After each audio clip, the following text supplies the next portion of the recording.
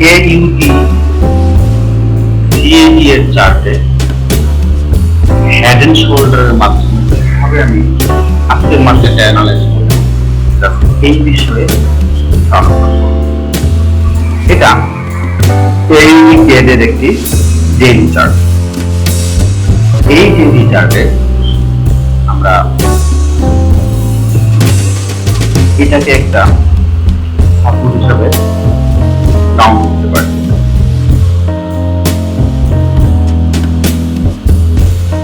এটাকে একটা সাপোর্ট হিসাবে কাউন্ট করতে পারি। এটাকে আমি সুইং হাই হিসাবে কাউন্ট করতে পারি। এখন আমরা হেড এন্ড শোল্ডারের অনুযায়ী এটাকে আমরা লেফট বাটন, এটাকে হেড, এটাকে রাইট বাটন করে এই করতে পারি। এটাকে আমি নেকলাইন করতে পারি। এটা আমাদের নেকলাইন, অর্থাৎ এটা যদি নেকলাইন হয়, এটা হচ্ছে হেড, এটা হচ্ছে লেফট শোল্ডার, আর এটা হচ্ছে রাইট শোল্ডার। তাহলে এই পরিস্থিতিতে এই নেকলাইনকে আমি এখনকার আমরা ওয়েট করবো যে মার্কেটটা যেহেতু এই রাইট ব্যাক বা রাইট শোল্ডারকে থেকে সে মার্কেটটা নেকলাইনকে ওভারটেক করে নিচে চলে এসেছে। অনেকে আমরা কি করি, অনেকে আমরা দেখা যায় যে এরকম সাপোর্টকে বা নেকলাইনকে ব্রেক করে নিচে নেমে আসার সাথে এখানে সেল দিয়ে দেয়। এটা আসলে একদম কনজারভেটিভ বা সচেতন হিসেবে এখানে আমরা কি করতে পারি, জাস্ট ব্রেকআউট করার পর বা ব্রেকডাউন হওয়ার পর আমাদের উচিত হচ্ছে আবার উপরে চলে যাওয়া পর্যন্ত ওয়েট করা। এই নেকলাইন আবার চলে যাবে, জাস্ট ওই সময় আমরা এখানে ব্রেকআউট করে বা ব্রেকডাউন করে নিচে চলে এসেছে।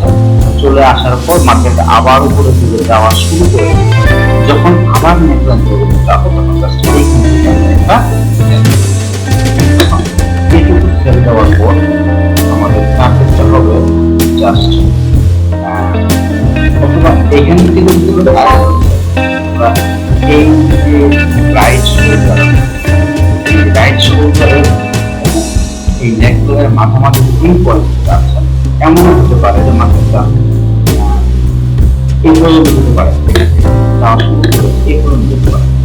এইখান থেকে যদি আমরা সেল দিই তাহলে সেই সেলটা হবে আরো অ্যাকুরেট সেল এবং আরো ভালো প্রফিট হবে। এবং পরবর্তী টার্গেটটা আমরা পরবর্তী সাপোর্ট দিতে পারি, আমাদের হতে পারে টার্গেট। এইভাবে আমরা আমাদের হেড এন্ড শোল্ডার দিয়ে আমরা এইখানে মার্কেটটা বা কারেন্ট মার্কেট, আমি এটা কারেন্ট মার্কেটে অ্যানালিসিসটা করেছি। তো এই কারেন্ট মার্কেটে এখন এখান থেকে বাই না দিয়ে আমরা অবশ্যই সেলের জন্য ওয়েট এখান থেকে দিতে পারি, যেহেতু এখানে একটা হেড এন্ড শোল্ডার দিয়ে দিয়েছে। আশা করি হেড এন্ড শোল্ডার দিয়ে কিভাবে ট্রেড করতে হয় সেটা আপনারা বুঝতে পেরেছেন। যদি কেউ বুঝতে না পারেন অবশ্যই আমাকে করতে পারে না, মনে প্রাণের চেষ্টা করতে। আজকে পর্যন্ত এই চার্টে এটা কারেন্ট প্রাইসের AUD CA থেকে ডেইলি চার্ট। এই ডেইলি চার্টে আমরা এটাকে ধরতে পারি বটম 1, এটাকে ধরতে পারি বটম 2। এই দুটা বটমে আমরা একটা লাইন এঁকে নিই। এই বটমের এটা হচ্ছে নেকলাইন।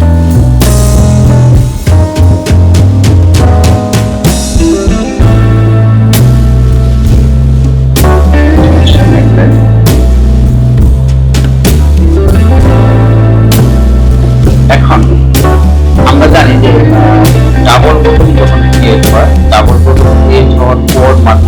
নেকলাইনকে ওভারটেক করে তখন আমরা এখানে একটা বাই দিই।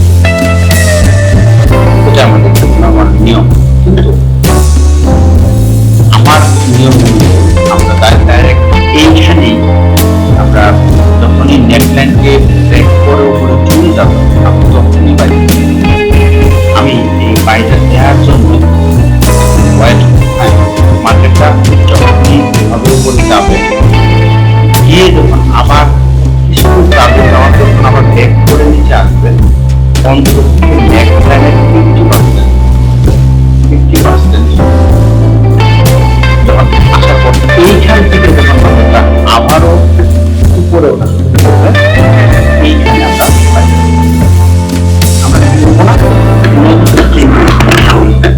নেকলাইন ওভারটেক যাওয়ার সাথে সাথে আমি বাইটা দেবো না, আমি উপরে উঠে যেতে দেবো।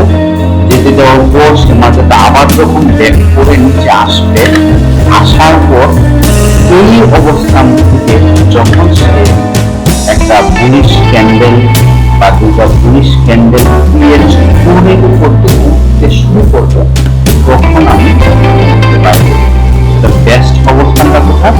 বেস্ট অবস্থানটা হলো এইখান থেকে সাপোর্ট করবো, নেকলাইন থেকে সাপোর্ট করে যখন উপর থেকে এখান থেকে আসবে বা তার নিচে যাবে বা আরেকটু নিচে যাবে, আসার পর যখন এখান থেকে যাবে তখন আমি বাইরে আরো আরো সুন্দরভাবে আরেকটা কথা করা আমরা ইচ্ছে করি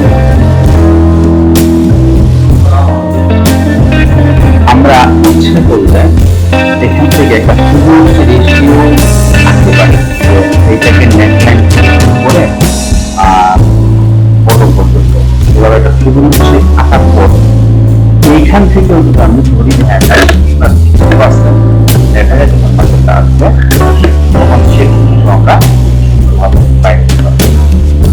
অর্থাৎ আমাদের কথা হচ্ছে যে একটা ডাবল বটম বা ডাবল টপ যখন নেকলাইনকে ব্রেক করে চলে যাবে তখন আমি বাই দেবো না, আমি উপরে চলে দেবো এবং নিচে মার্কেট আসতে করবো। মার্কেট যখন নিচে এখানে আসবে একটা রাখবো, আসার পর